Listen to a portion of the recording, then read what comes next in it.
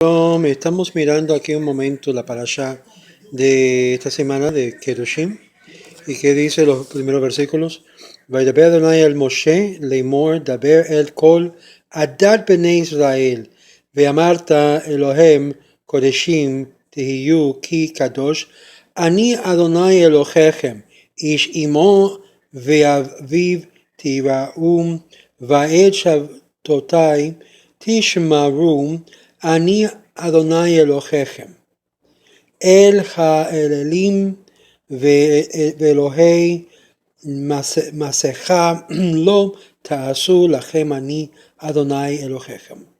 Habló el Eterno a Moisés y diciendo: habla a toda la congregación de los hijos de Israel y diles: sean santos porque santo soy yo, el Eterno su Dios.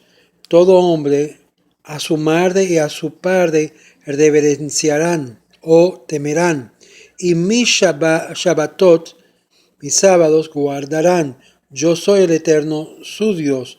No se dirijan ídolos hacia los ídolos y dioses fundidos no hagan para ustedes. Yo soy el Eterno, su Dios. La santidad y par de Shabbat y ídolos fue la voluntad de Dios hacer posar su presencia sobre su pueblo Israel para que éste pudiera estar a la altura de su obligación de ser una nación santa.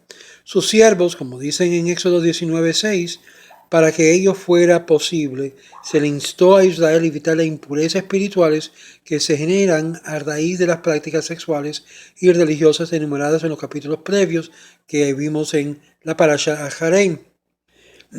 Este es el motivo por el cual esta cerda empieza explicando que estas prohibiciones tenían su razón de ser en permitir que la nación se santificase, emulando a su creador a lo más posible.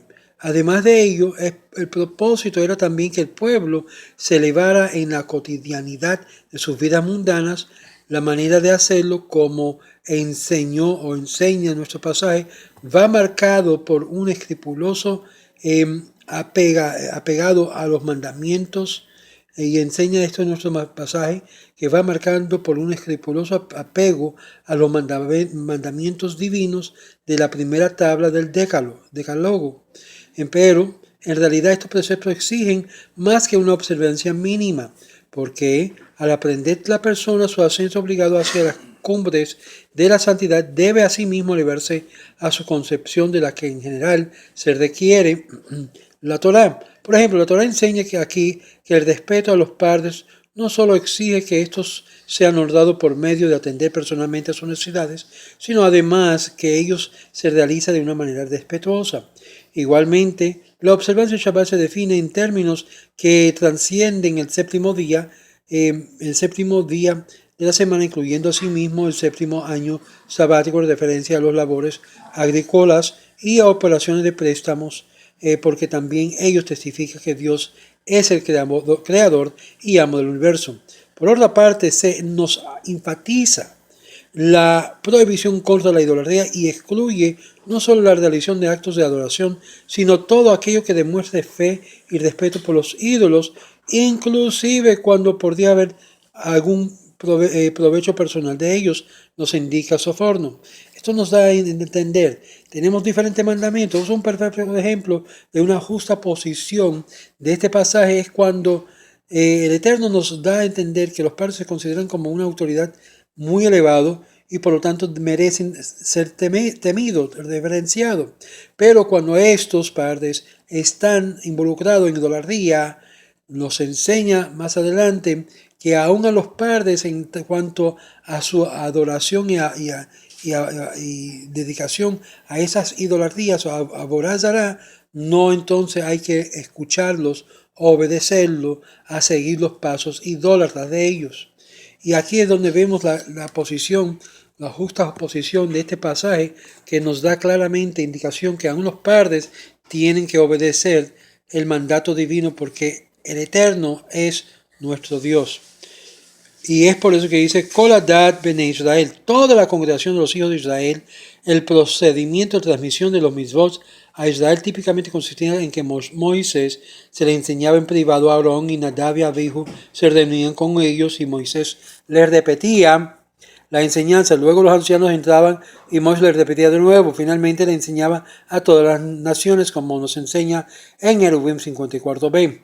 Mas aquí es un orden sufrió un cambio.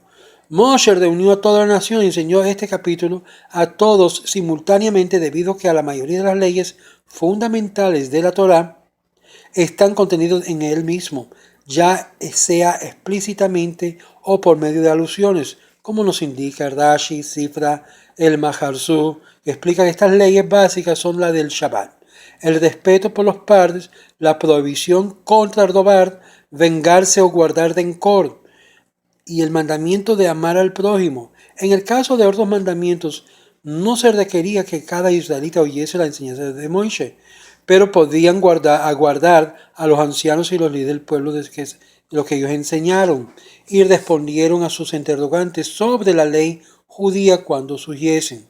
Mas en este caso, debido a la extrema importancia de este capítulo, se requería que todo el mundo asistiese. Ashley explica que Moisés convocó a todo el pueblo para que se reunieran, a fin de hacerle tomar conciencia de que los mitzvot se incumben a todos por igual. Ello se debe a que el judaísmo no postula la idea de que gente santa, entre comillas, está obligada a realizar mandamientos que no aplican a gente común, o que ellos tienen mayor responsabilidad que otros de observarlo escrupulosamente. Por este motivo, el mandato de ser santo aplica a todo el mundo. Siendo ellos el caso, queda claro que axiomáticamente todo judío tiene potencial para la santidad. Kadoshim tihiyu, santos sean. El lexema de Kadosh, lo que es el Kuf, lo que es el Dalet y el Shin, connota una separación correspondida a la diferencia cualitativa respecto a otro ente. En un extremo, el santuario es Kadosh, santo. ¿Por qué? Porque está en un plano espiritual diferente del mundo. Y en el extremo opuesto, una persona inmoral es llamado Kadesh. Kadesh, a una mujer de la mala vida se llama un Kedushet.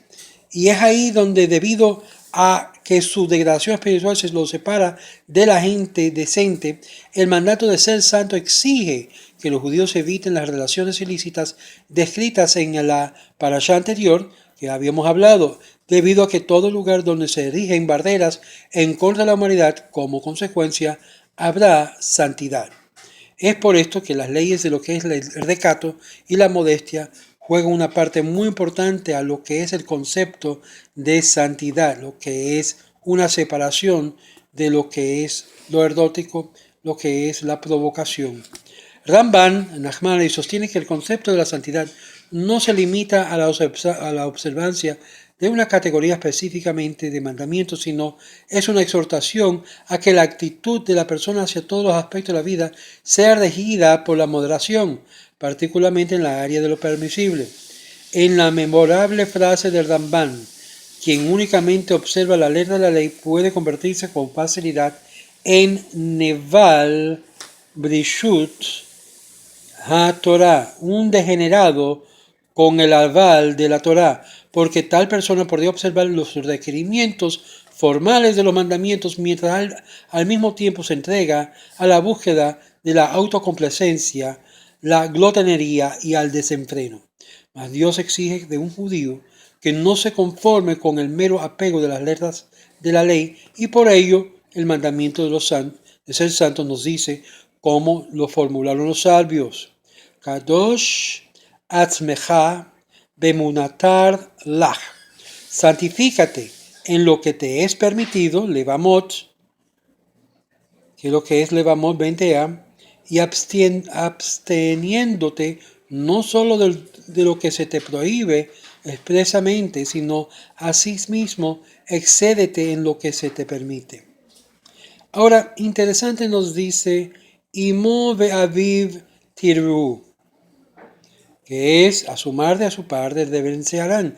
La idea de la reverencia o temor expresa que se debe actuar con los padres como se haría ante un soberano que de tenerse poder punitivo sobre quienes le faltan el respeto. El Rambam dice esto, el Sefer Mitzvot Hinu. Específicamente, este mandamiento le prohíbe a un hijo que se siente en los lugares fijos de sus padres. Es decir, si el papá de la casa se siente en una silla, ninguno de los hijos debe sentarse ahí. Y interrumpirlo y contradecirlo de manera abrupta y irrespetuosa. El honor, tal como se preceptúa en los 10 mandamientos, se refiere en general a servir a los padres, por ejemplo, darle de comer, vestirlo y asistirlo, si les dificulta caminar, etcétera, etcétera. Va'et Shabbatot tishmaru, y mis sábados guardarán.